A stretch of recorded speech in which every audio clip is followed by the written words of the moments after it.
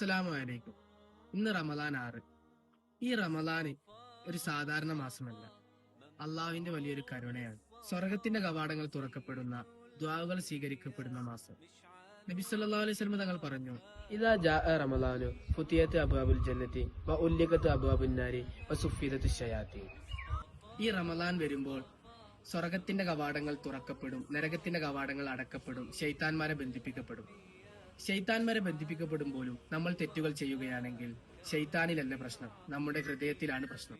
റമദാൻ നോമ്പ് എന്ന് പറഞ്ഞാൽ ഒരു ഭക്ഷണം ഒഴിവാക്കലില്ല. കണ്ണിന്റെ നോമ്പ് തെറ്റായ കാഴ്ചകളിൽ നിന്ന് വിട്ടുമാറുക, നാവിന്റെ നോമ്പ് തെറ്റായ സംസാരത്തിൽ നിന്ന് വിട്ടുമാറുക, ഹൃദയത്തിലെ നോമ്പ് അസൂയയിൽ നിന്ന് വിട്ടുമാറുക. നബി സല്ലല്ലാഹു അലൈഹി വസല്ലം തങ്ങൾ മറ്റൊരു ഹദീസിൽ പറയുന്നു, മൻ സാമ റമളാനൻ ഈമാനൻ വഹ്തിസാബൻ ഗുഫിറ ലഹു മാ തഖദ്ദമ മിൻ ദംബി. വിശ്വാസത്തോടെയും പ്രതിഫലം പ്രതീക്ഷിച്ചിട്ടും അവൻ നോമ്പനുഷ്ഠിച്ചാൽ അവന് മുൻകാല പാപങ്ങൾ പൊറുക്കപ്പെടും. ഇത്രയും വലിയൊരു ഓഫർ ഉണ്ടോ? ഈ റമളാനിൽ നമ്മൾ അള്ളാഹുവിലേക്ക് അടുക്കുക, ജീവിതം തന്നെ മാറ്റുക. അള്ളാഹു തആല നമ്മുടെ നോമ്പും നിസ്കാരവും ദുആകളും സ്വീകരിക്കട്ടെ. ആമീൻ. അസ്സലാമു അലൈക്കും വറഹ്മത്തുള്ളാഹി തആല വബറകാതുഹു.